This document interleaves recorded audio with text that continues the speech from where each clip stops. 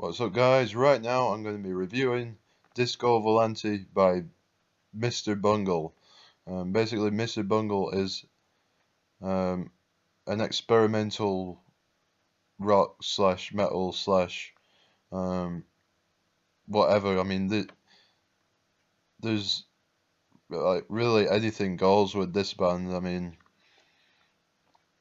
1 minute they could be doing funk, 1 minute they could be doing metal, 1 minute they could be doing ska or something, or jazz even.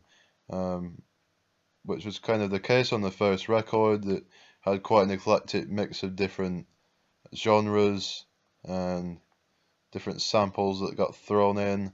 Um, so on this record, um, some might think, well, it's hard to kind of top that, and that they would, probably become a bit stale.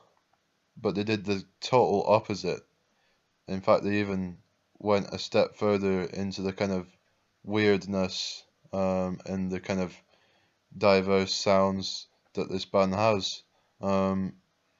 It starts off kind of heavy onto the kind of second track where it kind of changes up part way through to a more kind of, well, actually the second track starts off with this kind of jazz section. It changes into this kind of really thrashy section, and then it kind of goes into these all weird sections like these more like electronic sections maybe, and I think at some point in the song there's these really weird vocals that kick in, and then on track number 3 it's a track called Desert Search for Techno Hour, which if you're going to judge it off the name, then you probably be about right, because it basically is what it says. It's techno and Middle Eastern music fused together in a very strange kind of way. It's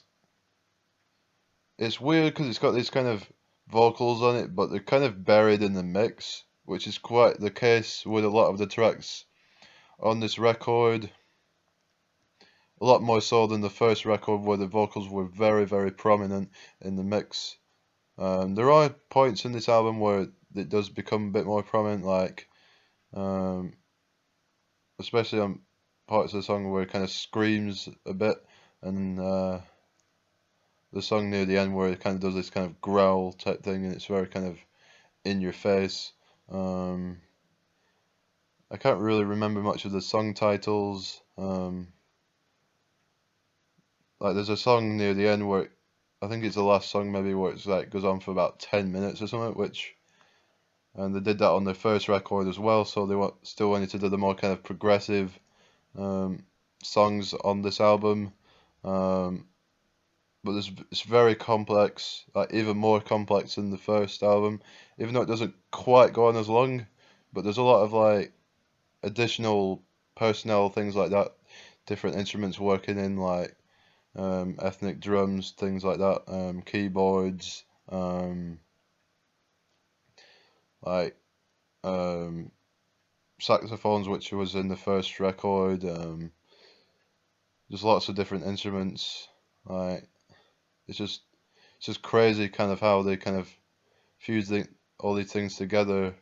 Some might think it gets a bit jarring, and that it kind of becomes hard to listen to because of all the quick changes in the album, and it just kind of, they might think it just kind of gets a bit kind of over the top, and just like that they can't just stick to one idea. It does have a kind of theme to it. There's like I said, there's some like jazzy elements on here, and some songs kind of like push that element further, and some have like the kind of metal influence from the first album. It's not particularly got the funk elements, or at least not to the same extent that the first album did. There's a song near the end where it kind of does that, but it kind of briefly does that really. I'm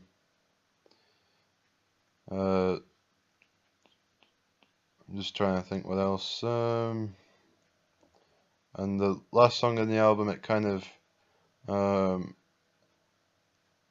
think it kind of just fades out a little bit. Kind of, I don't know.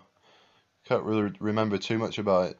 To be honest, it's quite hard to kind of consume the whole album because it's very complex. You you need a few. I mean, I've listened to it maybe 3 or 4 times now, but it's still quite.